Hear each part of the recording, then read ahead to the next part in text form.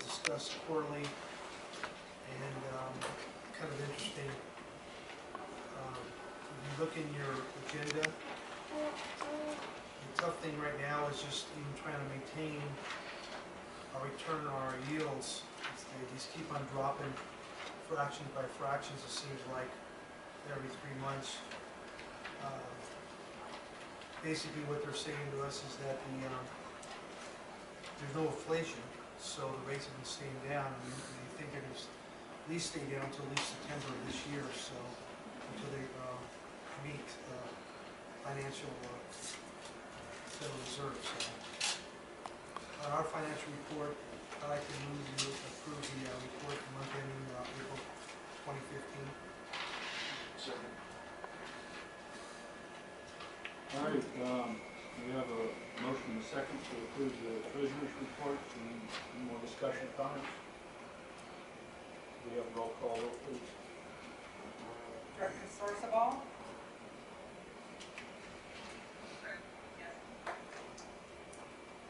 Director Donato? Yes. Director Lane? Yes. Director Harris? Yes. Director Barnes? Yes. Director Weisenberger? Yes. And Director Dias? Yes. The state water project is at 20% still. Oroville is dropping a little bit. It's at 58% historical average. San Luis is at 69% of historical average.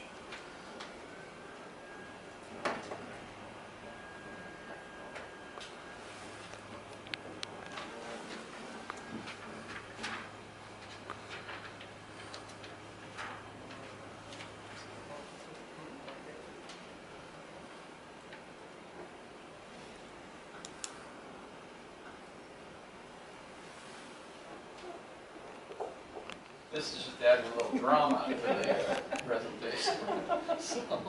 So reservoir conditions, again, Oroville is at 58% of historical average, 48% of capacity.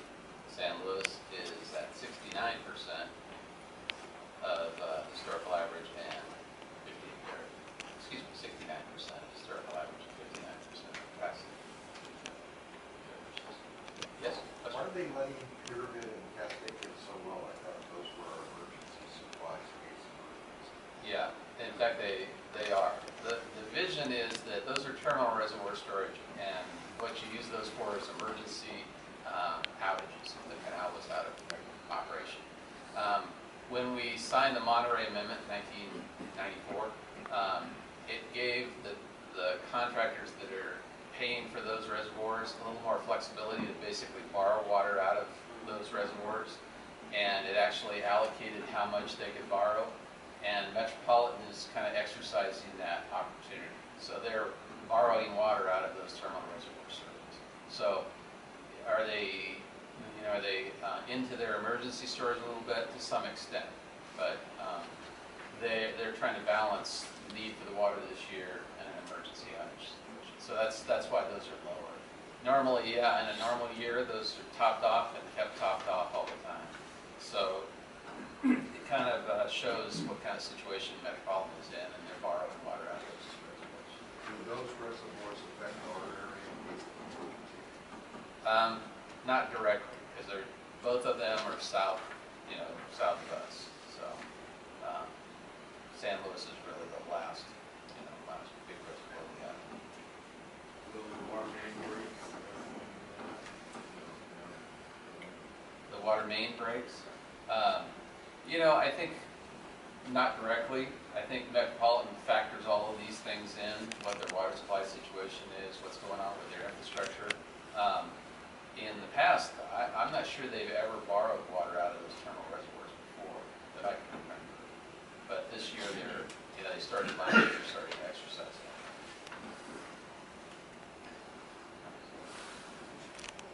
that. This is the Northern Sierra precipitation, and it is creeping up a little bit. Again, this is rainfall and snowfall, so this is precipitation. So we're at 74% of average, which is not too bad. It's just that it's been very warm, and there is another storm coming through this week. I was looking at the 10-day forecast for Oroville, and there's nothing going to hit Oroville, but I think it will hit the Sierra Sierras, actually they're anticipating some snow above 6,000. So there is some rainfall and snowfall.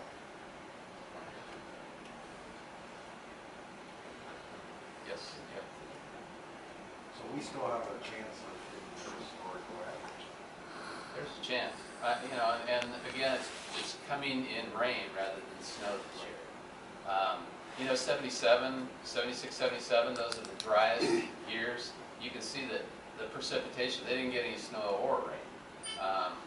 We just didn't get anything in January at all, and what we have gotten in December, those bumps in December and February, have been in rainfall. They were warm storms, so they came in rain rather than snow. So this chart just shows precipitation. So yeah, it's climbing, you know, and that this storm, it's not a big storm. It's going to be a day or two, but you know, give you another little bump on that chart. So.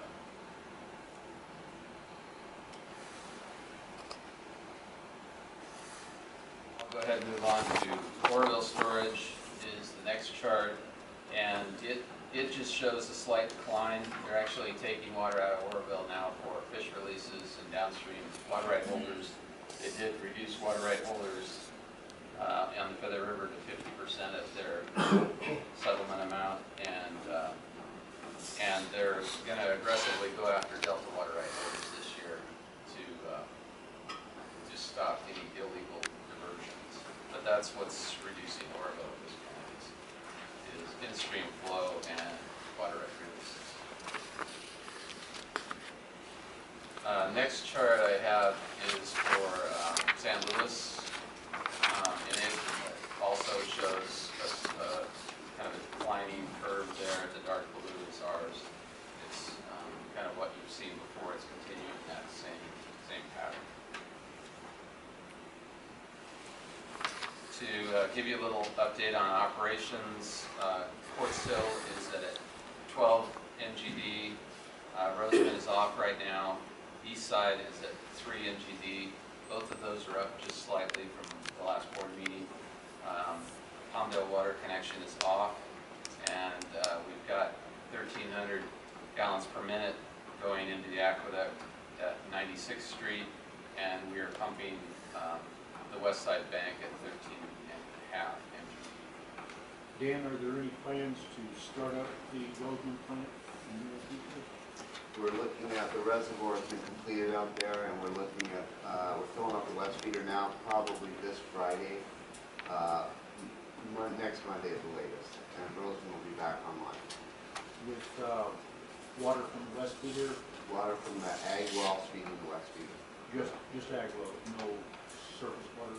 No surface water, and all the SNP wells will be heading toward completing the beach. So north feeder will be strictly ag wells. As the high demand season approaches, will we need to put any surface water in the north feeder? Don't believe so. Last year we made it strictly on ag wells, and if we need to, we can divert a little bit of SNP water from our extraction wells up to the north feeder also. I think we'll be okay. Thank you. Why was servicing the water to Palmdale? We're doing it on an as-needed basis. We're probably, Frank, I would say probably a week to 2 weeks away from getting back to sending water to Acton on a Is regular that because basis. the county's not ordering water? The county's taking it, they only need it like a little bit every week or every 10 days, but they're getting to the point as the weather warms up where they'll need it on a regular basis like we did last year, so we're getting close to that. And I think 96th Street water pumping in, and as John mentioned, there's 2.5 MGD going to Mojave now, but we will have the ag wells covering that so that the bulk or the total, I think, will be going south. So right now it's 2.5 MGD to Mojave and 11 MGD to Union.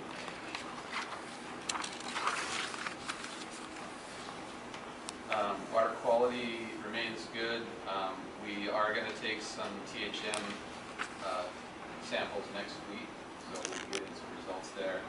You know, our THM numbers have been very good, so even if they take a little bit of a jump, we still have some cushion TOC has gone up quite a bit in the canal. You know, I think it's just things warming up, they're moving more water. I'm not sure there's a real clear explanation for why it jumped up so much, but we can handle it. I think our system is working pretty well. I don't know any comments, John? No, we're gonna, it's gonna be probably a repeat of last year, except we're better positioned this year with our CO2 system at Fort Sill. Yeah, we have more well capacity, we have CO2 systems, so I think it'll be something we're gonna have to manage, but it's not gonna be worse, I hope, than last year. State water project issues, you've probably seen, the governor had a press release on California water fix. Sounds like he's gonna put some horsepower behind moving this project forward, so I'm sure we'll be seeing more about that. He does have an executive order on the, we talked about this at the last board meeting. He's asking retail agencies to come back, and several of our customers are on that list. This last week or so, a salinity barrier was put in the delta, and what this does is to keep salt water from getting too far into the delta so you can't use it.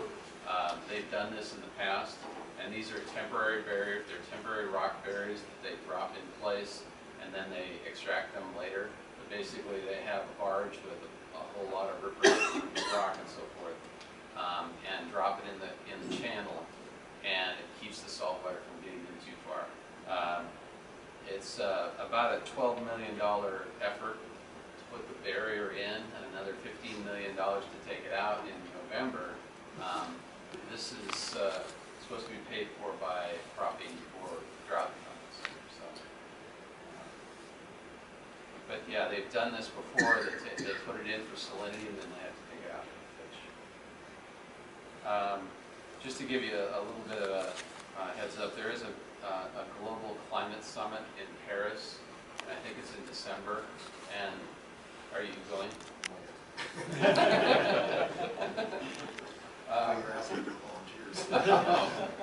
No, the governor is planning to go there, and he has an executive order out on reducing carbon, and I think he's going to want to have legislation in place. The reason I'm bringing it up is because it's likely to affect our power bill, because we're going to have to be going more to renewables and more to other sources. So I just want to give you a heads up that that's happening, and to be attending that. We have continued to talk with Metropolitan. We had a meeting with their general manager and deputy general manager last week, talked about the exchange and storage program, and we're right in the final. We should be getting the draft. We're hoping to get something for the next board meeting. Actually, kind of told finance we hope to have something all written out by that time. I haven't told Mike that yet. So, as far as just Mike's schedule and status and updates, I have audit finance tomorrow, state water contractors audit finance meeting, and they have a process where they're kind of getting the department familiar with each individual contractor, and tomorrow is our day where we'll make a presentation about AVEK, how we put our budget together, how we collect our funds and so forth for the audit finance, so that we can kind of inform the department. Sometimes the department does things administratively, they don't realize the impact it has on local agencies. So we're going to try to inform them tomorrow. And then I have board of directors next week, and as you know, I'm the president, and that will be my last, probably my last meeting as president. And that's it for my report, unless you have some questions for me. Any questions? Ending Aqua JPIA first meeting, and I'm not going to throw on the spot anything like that. Our luncheon speakers was the special agent from the FBI and another one from Homeland Security on cyber terrorism, hacking, and all that kind of stuff. And they're saying some of the municipal water agencies don't even know they've been hacked. There's been no known things really happening. You know, it's more kind of a game that some are playing, but they're a little worried about terrorism and some other stuff. And one of the comments that they made was, and I guess the job did this or didn't do this, so you can run out and do it. Said about half of the SCADA systems their equipment out in the field were still the default password word. So how they came, they still had the exact default password on there. So once they hack into the system, they just go and they have control of everything that's on the system. And so they're talking about, you should be, as much as we should be changing our passwords on all of our stuff, those SCADA systems and some of those things probably need to be checked and made sure that somebody already doesn't have control or could have control of those things, because that's, we're finding more and more common, even though they haven't had any problem with anybody manipulating a utility yet. But it could be much more easy, instead of blowing up a power plant, blowing up a water system, is to just have it do it itself.